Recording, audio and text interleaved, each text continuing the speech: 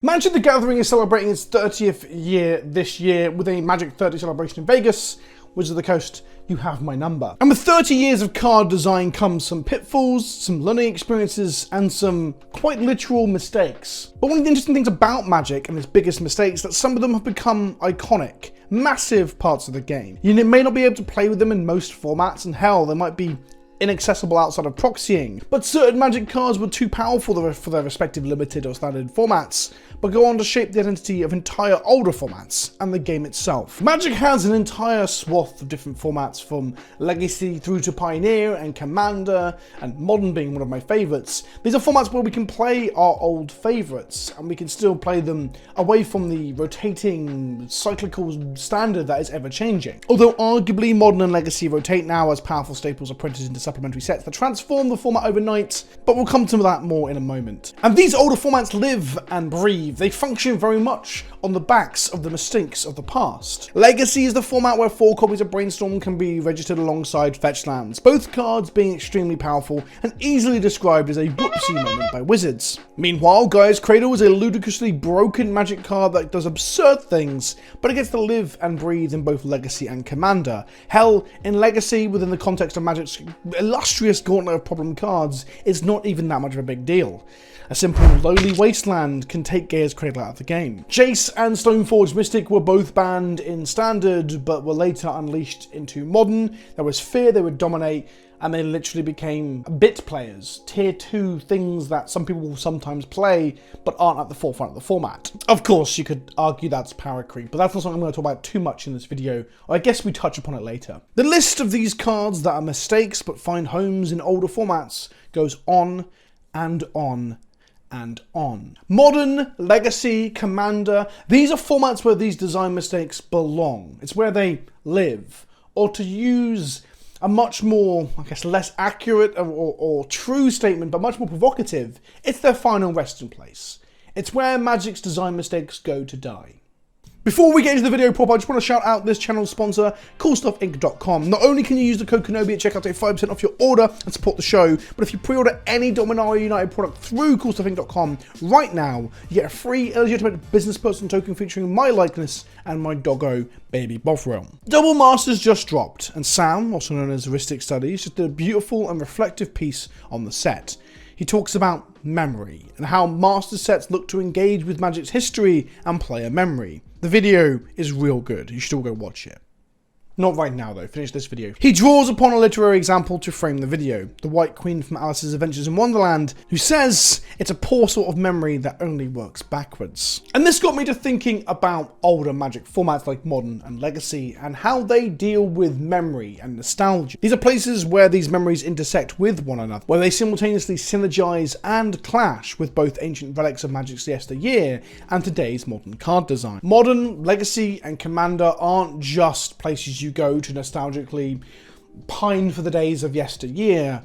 The cards interact with one another, both with things that are ancient, like I said, and stuff that has just come out. They are interesting intersections of all of Magic. In Kurt Vonnegut's Slaughterhouse 5, the main character is abducted by an alien race called the Tralfamadorians, a race of creatures that see time non-linearly. That's right, Sam. Me do literary reference good too. All moments past, present, and future always have existed and always will exist. The Tralfamadorians can look at the different moments just like we can look at a stretch of the Rocky Mountains, for instance. They can see how permanent all the moments are, and they can look at any moment that interests them. It's just an illusion that we have here on Earth that one moment follows another one, like beads on a string, and that once a moment is gone, it is gone forever. Now, let's do away with a little bit of the illusion here. The book is concerned with how humans do monstrous acts to each other, our motivations of that, free will, that sort of thing. This isn't a perfect fit. But non-linear time's a good way of thinking about the older formats. It's not just a reflection, but a collection of everything from birth to present, all mashed together to make something new. It's not just nostalgia, but something new born out of a long timeline of intersecting points. If we're honest, it's less non-linear, all-encompassing view of the time, and more time travel. Moments in time all being combined together by us, the time traveller. But cut me some slack here, right? We can't all be as talented as Heuristic Studies. And of course, we can't see the future. That's another point where my literary reference falls down. But we can see the horizons. Yeah, that's right. I did that as a joke. It's a reference. Laugh with me. Older formats are consistently rocked to their core in the modern day.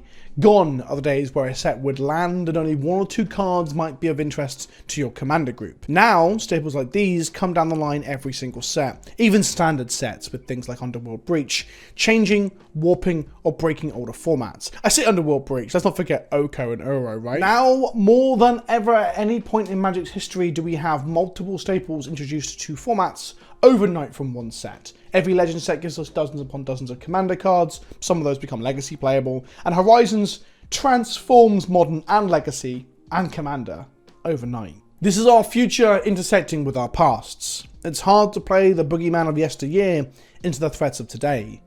The future is now, old man. I've been super vocal in the past about how having rotating older formats is a bad thing. That this artificial rotation, so rotation in standards where sets just stop being legal, it is a open and front-facing thing that they do to make the formats interesting and exciting, but also to make people buy new product. In older formats instead, we have artificial rotation. Nothing is rotating out and stopping being legal, but older cards become almost unplayable, like memories or moments lost, like Tears in the Rain. Yeah, that's it, I'm going there as well. Because the new cards are just strictly better, and there's no point in playing the old ones if you want to try and win. I think this whole artificial rotation thing is anti-consumer. It benefits no one but Wizards, pushing up the hype, pushing up the pack sales, and making more money. But beyond the artificial rotation, are the new cards really as much of a problem as some old cards have been? Isn't Legacy, for instance, where old powerful Magic cards should get to exist, and thus new powerful Magic cards can live alongside them, in harmony? Here's a hypothetical for you. Let's say Gaia's Cradle didn't exist up until now, and it was printed tomorrow in Commander Legends 3 or Modern Horizons 3, and suddenly Elves came out of nowhere as a new hotness in the format and started picking up wins. Hell, it might have a higher metagame potential than it does right now because people want to play the new thing. Would people proclaim that Gaia's Cradle is broken or dumb? Yes. Would they ask for it to be banned? Almost certainly. But because we view Cradle in the wider context of Magic, it almost feels like it's always been there.